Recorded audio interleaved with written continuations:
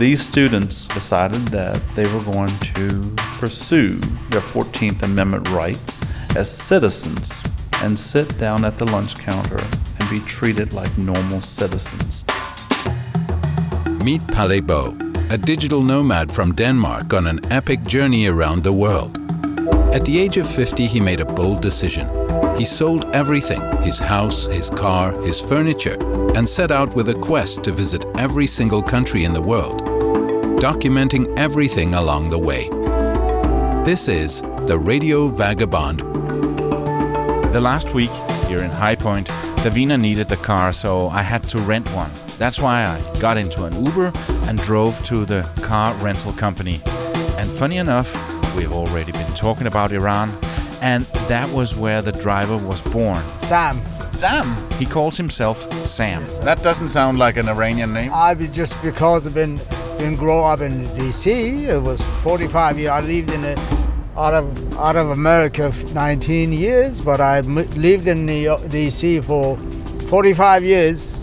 Then I became Sam. What was your birth name? Hassan. Hassan. Yeah. Okay. Yeah. And you're Iranian, and it was like so many other people, furniture that brought you to High Point. That is what brought me High Point, because I've done the business for 40 years. High Point is a center for furniture market. Yeah. I moved to High Point. Now I'm living for almost 10 years in High Point. So as a guy that's not born in the U.S., how do you see the U.S. With Iranian eyes?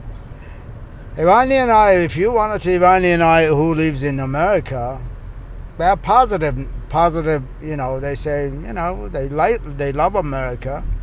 They love everything in here. But the one he has never seen this country, Iranian those never seen this country, some they have dreamed to come to America. Yeah. Some, because of trust between these two countries, there's no trust. They don't have positive idea of America. And like some Americans don't have good positive idea of Iranian. Do you still have friends and family back in Iran? Yes, just my mother, father, they're gone. I'm an old man, and I have old brother and an old sister there. Very old. Some of them, do they say, what can you do in that infidel country? No. Both of them, they have kids. They have two kids, both daughter and son. All four of them are PhD, medical doctor, or MD, or the doctorate in mathematics. They live here. They live here in Canada. They have idea. They come and go. Yeah. My family, they have idea what is going on in here. The one who lives in that country. I've only been to Tehran and Shiraz when I was in Iran 11 years ago. What else should I see when I go there? If you want to go see history, you could go to Kashan, Yazd. Yazd is a town. Zoroaster was born. Prophet Zoroaster was born in that town. They call Yazd. Yeah. You go see lots of historical places there, and you see people. You talk to them. Very kind. Yeah, that's what people always tell me. The nicest people in the world are from Iran. What I'm saying in general, I'm saying. I'm not just saying that because you're Iranian, but that's truly what people tell me. Yeah, in any the reason I said Yazd, I'm talking to Zoroaster believer. All religion, it doesn't matter. Even in Muslim community, you will find good people. And we have Zoroaster, we have Jews, and we have Christian. They live side by side. Yeah. And they has no problem. See what happened today in Iraq. It's split in Kurdish Iraqis, but you go to Kurdistan in Iran, they don't want it to split. They don't. The people live side by side, they're very friendly, kind together. It's good society, but some people don't like the government. Some people likes it, some people don't like it. But in general, it's livable country. If we put it this way, if you ask me, could you live in that country? I say yes, I could. Did you ever think about going back? A little, not much. Because now you're retired from the furniture and... No, but see what happened, because it's here. I'm retired. I lived in here for so long. I have health matter. I cannot go other. Not big time, but I have better live in here. Yeah. Watch my health in here. I have family, son in here. You have kids here? Yes, sir. One son.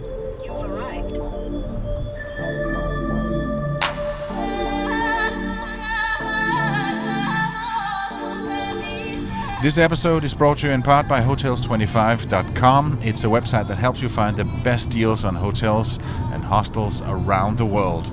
Hotels25.com, it's best price guaranteed. Oh, and now I can see that I'm getting close to Blue Ridge Mountains.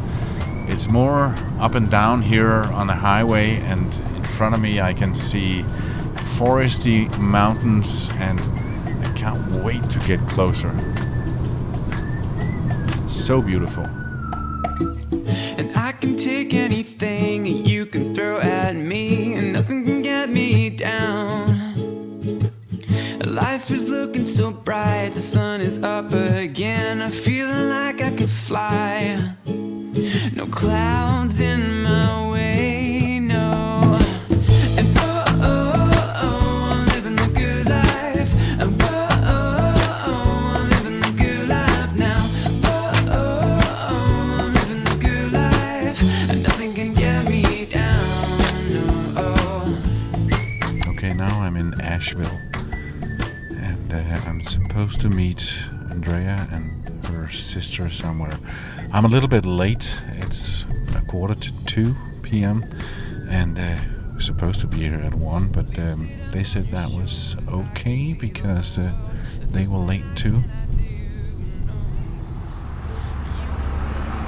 I'm so sorry that we're so late. I just got here. I've been trying to tell her that the whole way. I'm like, settle down. We're not that This late. Hi. is my sister Michelle. This is Polly. Hi, Polly. Is that how you say your name, Paul? No, How is it? Polly. Helen. Polly. I know. I see. I don't That's know how pretty to. close, pretty Polly. close, yeah. Okay, Polly. Okay. There's tons of restaurants. What kind of food do you like and don't like? I really want to take you to Chestnut because it's really. I'm living the good life. I'm living the good life now. I'm living the good life, and nothing can get me down. No, no. Life's got a way of pushing you, but we got the strength to push on through. 'Cause there's not a place that we can't see if we don't live what we Asheville is an amazing small city. If you're in the area, please promise me that you'll spend some time in Asheville, and a bit more than I just did. I only was there one afternoon, and I had to leave this morning because I have a meeting I need to go to. Make sure that you spend some more time. It's sort of a hippie town. There's a lot of music. There's a lot of people with funny hair and tattoos all over the city, and it's got a really nice laid-back feel to it. And the area that it's in is just so beautiful with Blue Ridge Mountains. If you have the time, then take the Blue Ridge Parkway up into the mountains. I drove a bit on it when I was picking up Davina in Virginia, but it starts around Asheville, and you can take that scenic route, but you need to make time for it. And unfortunately, I didn't have the time, so I need to come back to this area. It is just stunning nature. We went to a restaurant for lunch and another restaurant for dinner. The restaurant we went to for dinner was called Chestnuts, and it was just amazing food. The other one for lunch, it was some kind of Spanish restaurant across the street from Chestnuts, and it was also just amazing food. After dinner, we went to a place. It's a huge hotel. Don't remember the name of it. It was called Grove Park Inn. Oh yeah, that's it. Thank you so much. Mr. Voiceover Guy. Yeah, it was just amazing. When we came in, it was a huge lobby with a huge fireplace and a lot of rocking chairs for some reason.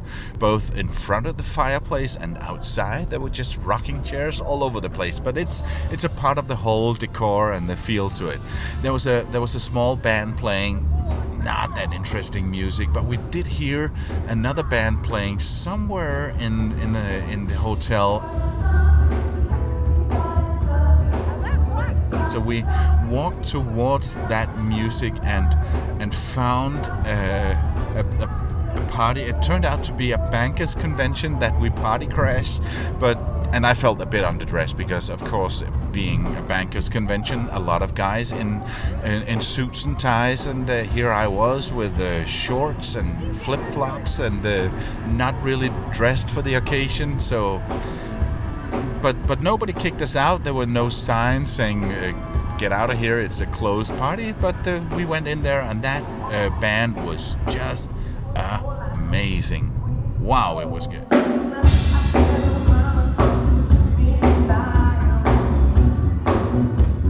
And also it was great to see Andrea again, that I met in Chiang Mai, and also her sister, and making friends with both of them. And that is one of the good things about traveling and going out and meeting people.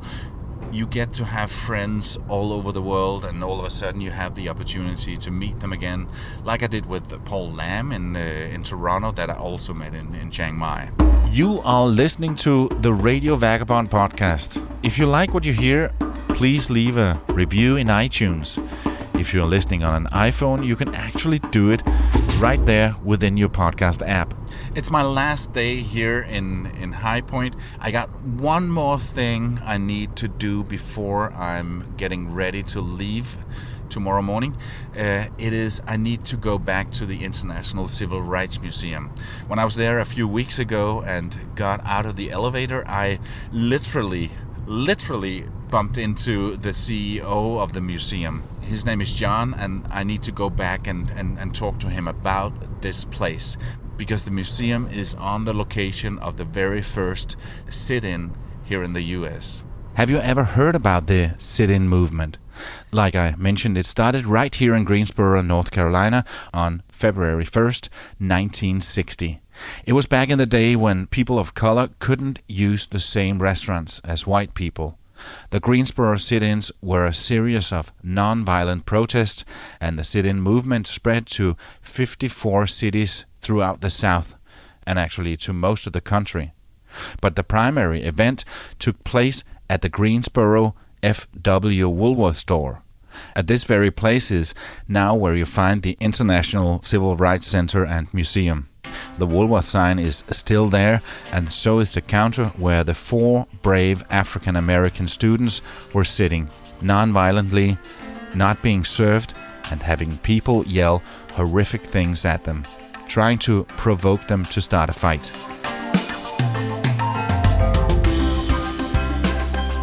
John, we literally bumped into each other at the elevator. I almost knocked you over a couple of weeks ago. And you're the CEO of the International Civil Rights Museum. Can you please share the story of this location? Sure. This museum came into being 2010, February 1, 2010, just 50 years to the day of the sit-ins from the 1963, February 1, 1960 sit-ins. I have served as CEO of the institution since 2014. I've worked with the museum since 2009. And each year we receive people from all over the world to educate young minds about social justice and what it means to take a stand in our country. It was here the sit-in movement began.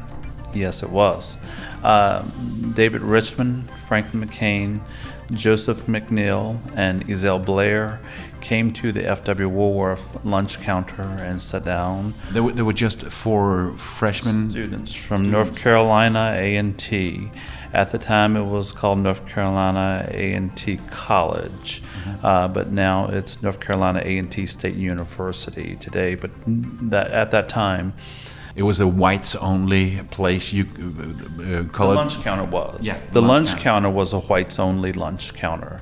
And these students, African Americans, were allowed to shop here, buy food, but they had to take their food out and eat on the sidewalk or take it back to their homes or wherever.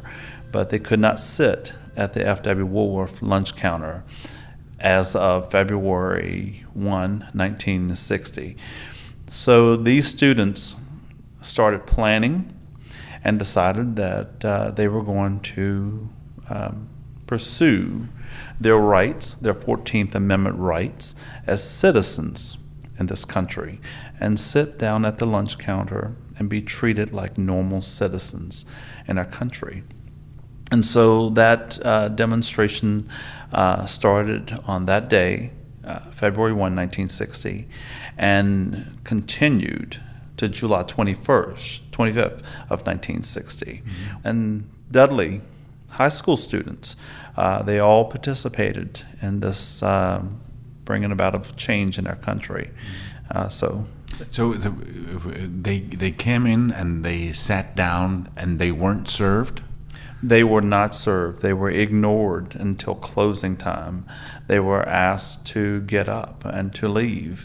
The police was called, but the police could not arrest them because they hadn't done anything wrong. And I've constantly thought back to why, since this was not the first time that a desegregation of a lunch counter occurred anywhere. This was the first successful one. And I've thought back to why would that have been. And the difference this time was prior, it was adults that were being beat up, that were being lynched, that were being killed. But this time was different. It was students. Greensboro is a college town. We have North Carolina A&T, High Point University, UNCG, we have Greensboro College, Guilford Tech. We have these schools here, and people send their children here to be taken care of, to be educated. So I think that it would have been a very different story had these students been lynched or killed or anything. So it was a nonviolent protest, and that's what we represent today, is nonviolent social change, that struggle that teaches people that you do not have to go out and tear down buildings and throw rocks and knock out glasses and set fires to building or taunt the police.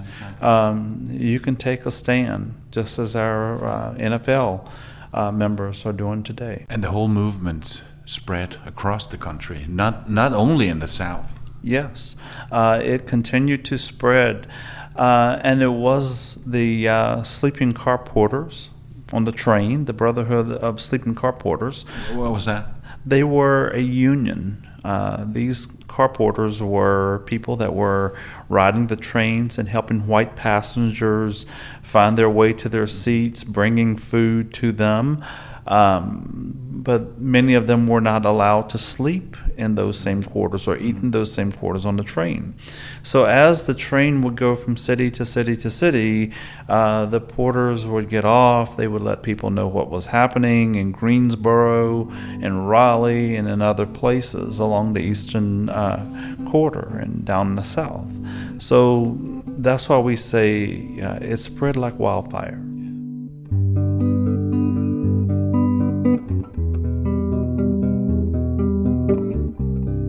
The Greensboro Woolworth closed for business in '93, but before the store was shut down, 2 8-foot sections of the original lunch counter was removed.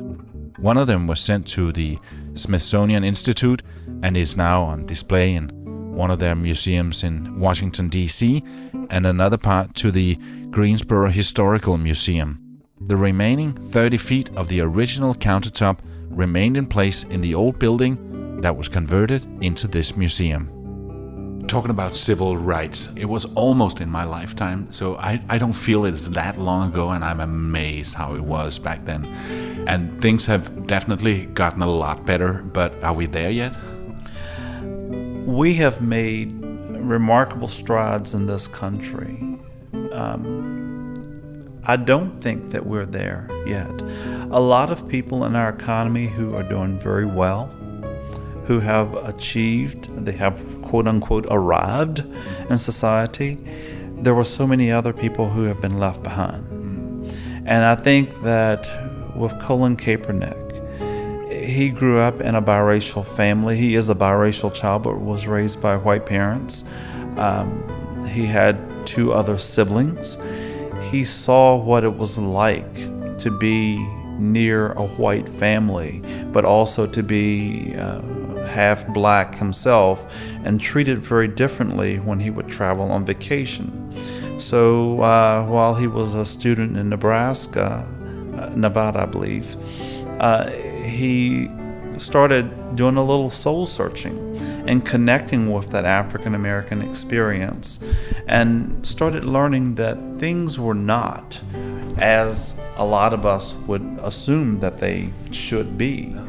And so, looking introspectively, I think he has brought to the forefront a national discussion that needs to be had about what it means to be violated as an African American in our society, police brutality. All of these things, they do matter in our economy today. But it doesn't take a rocket scientist to drive through most neighborhoods and look at how people have to live. We can do better. And I'm very proud that the NFL is leading a change and starting that discussion. But I also feel, especially after the election, that the country is getting more and more divided. Is that something that you feel as an American? I can see that our country is more and more divided. I was very surprised during the election of President Obama, where we really had an opportunity to show our progressiveness. We did that. This country came together and looked past race and elected our first African American president. But it would have been great to build on that success rather than to turn and say we're going to take steps backwards. When you're leading a country, people look to you to lead and not get down in the mud and just make ridiculous comments, and support people who need to be educated. Support them in their backward thinking. Instead of bringing them into the 21st century and letting them know that they have a responsibility here. We are all one people. But I have been very disheartened by the national dialogue from the White House.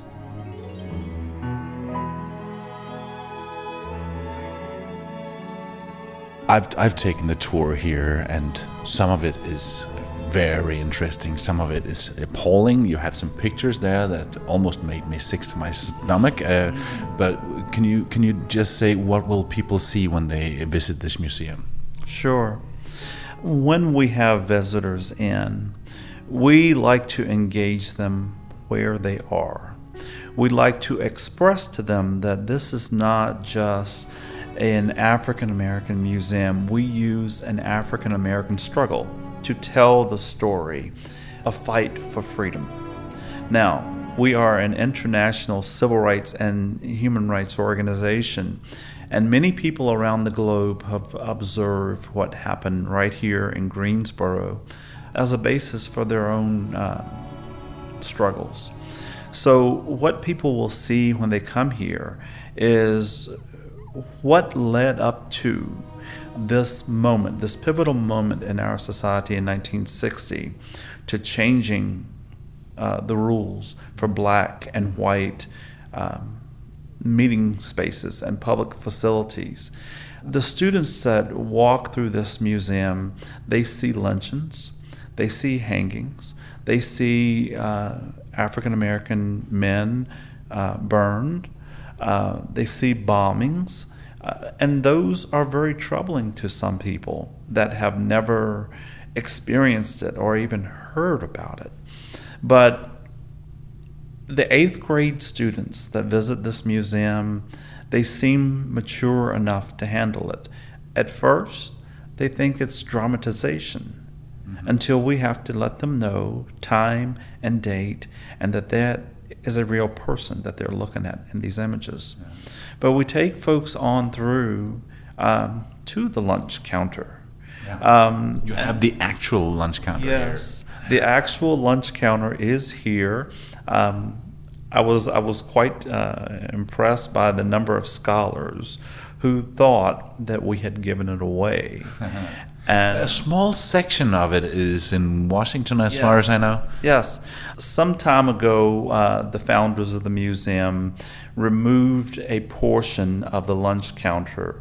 The extensions that were added to the lunch counter after the sit-ins, when we were building the museum and putting the counter back to its original condition, there were some rounds that were added on, like islands, and we gave those away, or portions of them, to Smithsonian and to the Greensboro History Museum. Also, the African American Museum, the new African American Museum in Washington, has 2 bar stools from here. So we still have 53 bar stools and 1 section of the counter that has never been moved, never been added to. So there is no doubt about it. No. And it's pretty cool because behind the counter you have screens that are connected, so you can you see the reenactment of it, and it's very well done. Yes, we have been ranked the most important and most interesting institution to visit on the East Coast recently by Tripping.com, and also TripAdvisor has designated us the top attraction in Greensboro. Our state magazine just came out with an article where the sit-in movement that took place here was one of the most important occurrences. It was the 40th occurrence in North Carolina that really helped to make North Carolina what it is.